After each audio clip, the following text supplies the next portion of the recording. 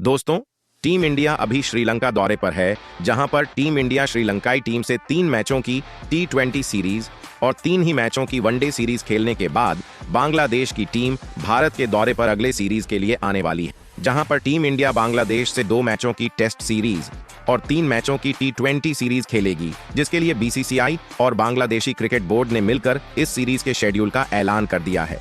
वहीं पर इस सीरीज के शेड्यूल के फाइनल होते ही BCCI ने इस दौरे पर पहले खेले जाने वाले 2 मैचों की टेस्ट सीरीज में बांग्लादेशी टीम का सुपड़ा साफ करने के लिए 15 सदस्यों की खतरनाक स्क्वाड का ऐलान भारतीय टीम के बने नए हेड कोच गौतम गंभीर और चीफ सिलेक्टर अजीत आगरकर के साथ मिलकर कर दिया है, जहां पर इस स्क्वाड से सीनियर खिलाड़ी अजिंक्य रहाणे और तेज गेंदबाज मोहम्मद सिराज समेत 5 बड़े सीनियर खिलाड़ियों को टेस्ट स्क्वाड से बाहर कर अब उनकी जगह पर टेस्ट को भी T20 की तरह खेलने वाले ओपनर बल्लेबाज यशस्वी जायसवाल और मिडिल ऑर्डर के तगड़े बल्लेबाज सरफराज खान समेत 5 नए युवा खिलाड़ियों को इस स्क्वाड में शामिल कर BCCI ने हर किसी को चौंका दिया है। वहीं पर चोट की वजह से पिछले 1 साल से क्रिकेट के तीनों ही फॉर्मेट से बाहर रहे तेज गेंदबाज मोहम्मद शामी समेत 2 घातक खिलाड़ी अब पूरे तरीके से फिट होकर भारतीय टीम से जुड़कर अब ये खिलाड़ी टीम इंडिया के टेस्ट स्क्वाड को पहले से कहीं ज्यादा मजबूत बना रहे हैं। तो अब ऐसे में बांग्लादेश के खिलाफ खेले जाने वाले इस टेस्ट सीरीज के लिए भारतीय टीम की प्लेइंग 11 में भी होंगे कई चौंका देने वाले बड़े बदलाव, जिसे देख पूरी बांग्लादेशी टीम के जरूर छूटेंगे पसीने।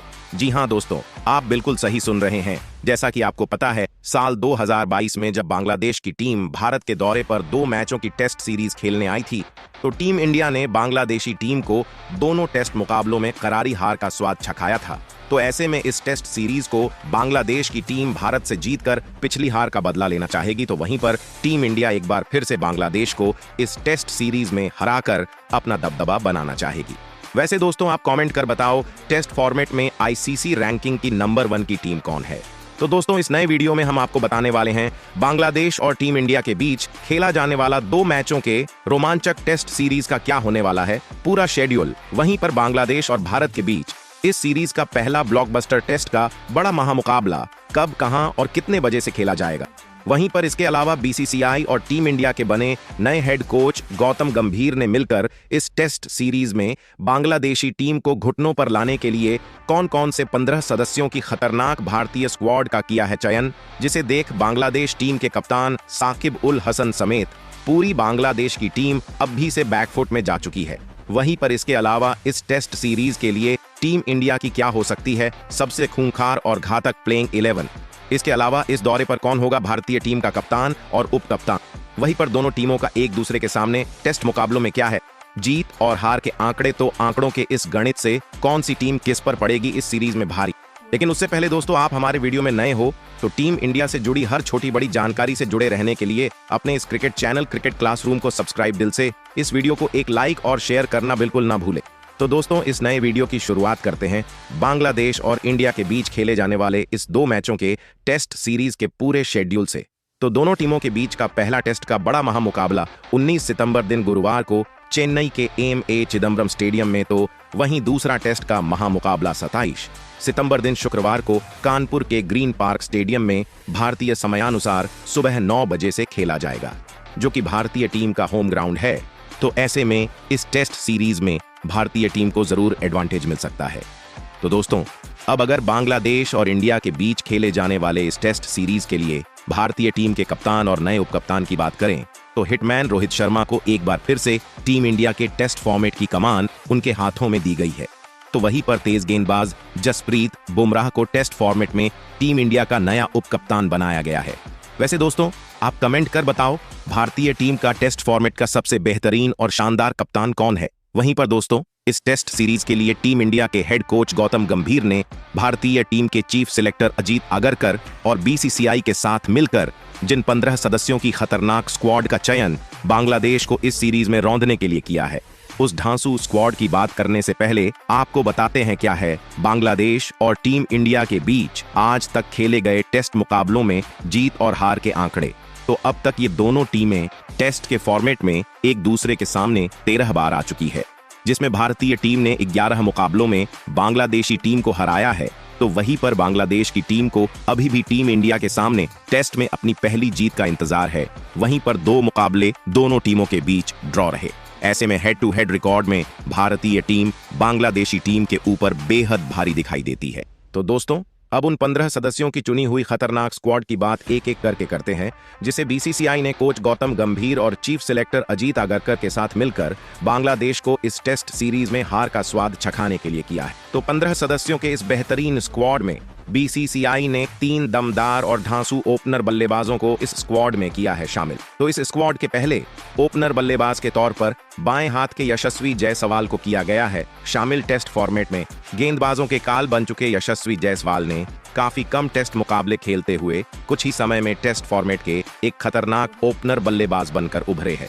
वहीं पर हाल ही में इंग्लैंड के खिलाफ खेली गई टेस्ट सीरीज में यशस्वी जायसवाल भारतीय टीम के सबसे बड़े स्कोरर रहे थे। वहीं पर अगर इनके टीम मुकाबलों में आंकड़ों की बात करें तो केवल 9 टेस्ट मुकाबले खेलते हुए 1000 से ज्यादा रन बनाते हुए इस फॉर्मेट में 2 दोहरे शतक, 1 शतक और 3 पचासा बनाकर टेस्ट मुकाबलों में कई नए कीर्तिमान बनाकर बड़े से बड़े दिग्गज बल्लेबाजों को भी चौंकाया है। वहीं इस स्क्वाड में दूसरे ओपनर बल्लेबाज के तौर पर भारतीय कप्तान रोहित शर्मा को किया गया है शामिल, जो कि टेस्ट में अपनी ताबड़तोड़ और तूफानी बल्लेबाजी करने के लिए जाने जाते हैं।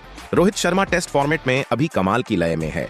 अभी हाल ही में खेले गए इंग्लैंड के खिलाफ टेस्ट सीरीज में रोहित शर्मा में लगभग 500 रन बनाए थे, जहां पर इनके अगर टेस्ट मुकाबलों में आंकड़ों की बात करें तो काफी कम मुकाबले खेलते हुए रोहित ने इस फॉर्मेट में 4000 से ज्यादा रन तेज स्ट्राइक रेट से बनाने हुए 12 सैकड़ा 17 पचासा और एक दोहरा शतक ठोका है, जो कि बतौर सलामी बल्लेबाज बेहतरीन आंकड़े हैं। वहीं पर इस स्क्वाड में तीसरे और आखिरी ओपनर बल्लेबाज के तौर पर दाएं हाथ के शुभमन गिल को किया गया है शामिल। शुभमन गिल फिलहाल क्रिकेट के तीनों ही फॉर्मेट में गजब की फॉर्म में है, जिनके बल्ले से रनों की बारिश हमको क्रिकेट के हर फॉर्मेट में देखने को मिलता है। जिनके अगर हम टेस्ट मुकाबलों में आंकड़ों की बात करें तो गिल ने इस फॉर्मेट में लगभग 1500 से ज्यादा रन बनाते हुए इस फॉर्मेट में 4 सैकड़ा तो 6 पचासा बनाया है।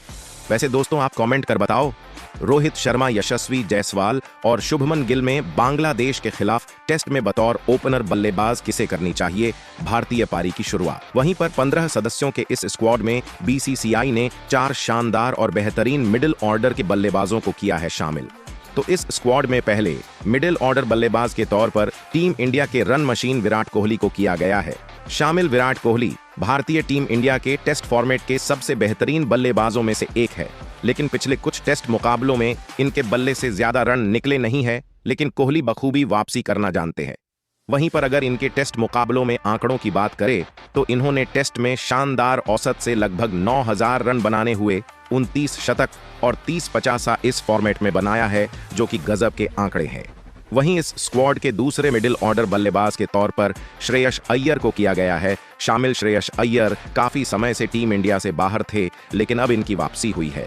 हालांकि मौजूदा फॉर्म टेस्ट में उतार चढ़ाव भरा पिछले कुछ टेस्ट सीरीज से श्रेयस अय्यर का देखने को मिला है, जहां पर पिछले टेस्ट में इंग्लैंड के खिलाफ बल्ले से फ्लॉप रहे अय्यर के ऊपर इस सीरीज में रन बनाने का दबाव काफी होगा। वहीं पर अय्यर के अगर टेस्ट मुकाबलों में आंकड़ों की बात करें तो इनके आंकड़े टेस्ट में इनके कद को देखते हुए संतुष्ट करने वाले हैं नहीं, जहां पर अब तक इनके बल्ले से टेस्ट में 1000 रन भी नहीं निकले हैं।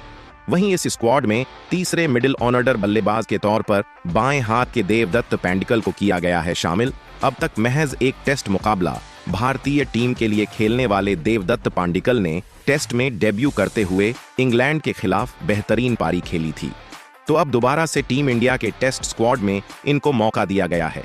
ऐसे में जरूर पैंडिकल अपने मिले इस बड़े मौके का फायदा उठाते हुए बांग्लादेश के खिलाफ टेस्ट सीरीज में रन बनाने हुए अपनी जगह टेस्ट स्क्वाड में फिक्स करना चाहेंगे। वहीं इस स्क्वाड में चौथे मिडिल ऑर्डर बल्लेबाज के तौर पर सरफराज खान को किया गया है शामिल। इंग्लैंड के खिलाफ पिछले सीरीज में टेस्ट में डेब्यू करते हुए सरफराज खान ने अपने बल्लेबाजी की बेहतरीन छाप छोड़ी थी, जहां पर इस सीरीज में एक के बाद एक 3 पचासा तेज स्ट्राइक रेट से बनाते हुए इंग्लैंड के गेंदबाजों के ऊपर टूट कर पड़े थे। तो अब देखने वाली बात होगी बांग्लादेश के खिलाफ मिले इस बड़े मौके का कितना फायदा उठा सकते हैं। वहीं पर 15 सदस्यों के इस स्क्वाड में बीसीसीआई ने 2 विकेटकीपर बल्लेबाजों को किया है शामिल। तो इस स्क्वाड में पहले विकेटकीपर बल्लेबाज के तौर पर बाएं हाथ के ऋषभ पंत को किया गया है शामिल। ऋषभ पंत चोट की वजह से 2 सालों से टेस्ट टीम से बाहर चल रहे थे, तो अब इनकी वापसी हो चुकी है। वहीं पर टेस्ट मुकाबलों में अपनी अटैकिंग बल्लेबाजी के लिए जाने जाने वाले ऋषभ पंत ने केवल 33 टेस्ट खेलते हुए 2300 के लगभग रन बनाकर 5 सैकड़ा तो 11 पचासा जड़ा है।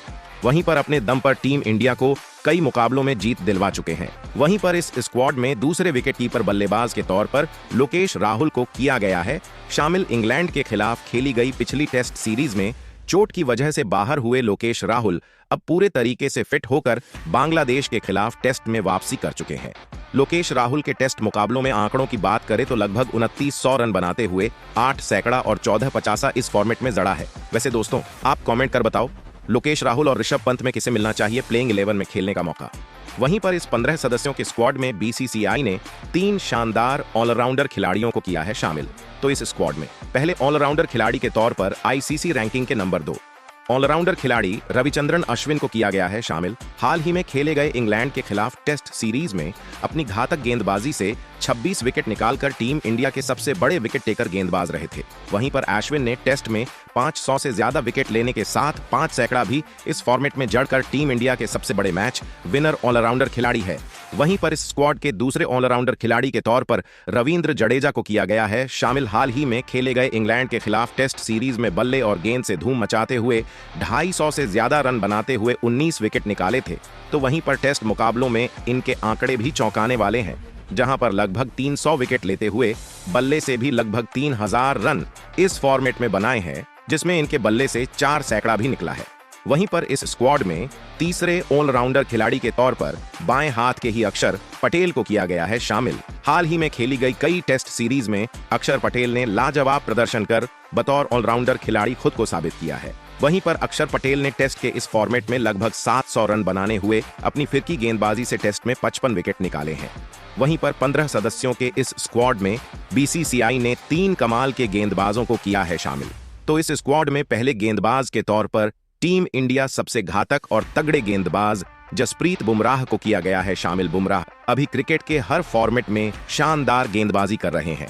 हाल ही में इंग्लैंड के खिलाफ खेले गए टेस्ट सीरीज में लगभग 20 विकेट निकालकर इंग्लैंड के बल्लेबाजी क्रम को तहस नहस कर दिया था। वहीं पर महज 37 टेस्ट मुकाबले खेलते हुए बुमराह ने 160 से ज्यादा विकेट निकालकर टेस्ट क्रिकेट में कई नए कीर्तिमान कुछ ही समय में बना लिया है। वहीं पर इस स्क्वाड के दूसरे गेंदबाज के तौर पर तेज गेंदबाज मोहम्मद शामी को किया गया है शामिल। चोट की वजह से लंबे समय से बाहर रहे शमी की वापसी हुई है। वहीं पर इनके अगर टेस्ट मुकाबलों में आंकड़ों की बात करें तो शमी ने इस फॉर्मेट में 230 से ज्यादा विकेट लेते हुए वर्तमान समय में टीम इंडिया के सबसे बड़े विकेट टेकर गेंदबाज है। वहीं पर इस स्क्वाड में तीसरे गेंदबाज के तौर पर टीम इंडिया के सबसे शानदार स्पिनर गेंदबाज कुलदीप यादव को किया गया है शामिल। हाल ही में खेले गए इंग्लैंड के खिलाफ टेस्ट सीरीज में इन्होंने बेहतरीन गेंदबाजी की थी। वहीं पर अगर कुलदीप यादव के टेस्ट मुकाबलों में आंकड़ों की बात करें तो अब तक केवल 11 टेस्ट खेलकर 50 से ज्यादा विकेट चटकाकर टेस्ट क्रिकेट में अपनी गेंदबाजी की गहरी छाप काफी कम समय में छोड़ी है। वैसे दोस्तों, आप कमेंट कर बताओ, टीम इंडिया अपनी इस 15 सदस्यों की खतरनाक स्क्वाड के साथ बांग्लादेश से टेस्ट सीरीज जीत सकती है या नहीं। वही पर इसके अलावा और किस खिलाड़ी को इस टेस्ट सीरीज के स्क्वाड में बीसीसीआई को देना चाहिए था खेलने का मौका।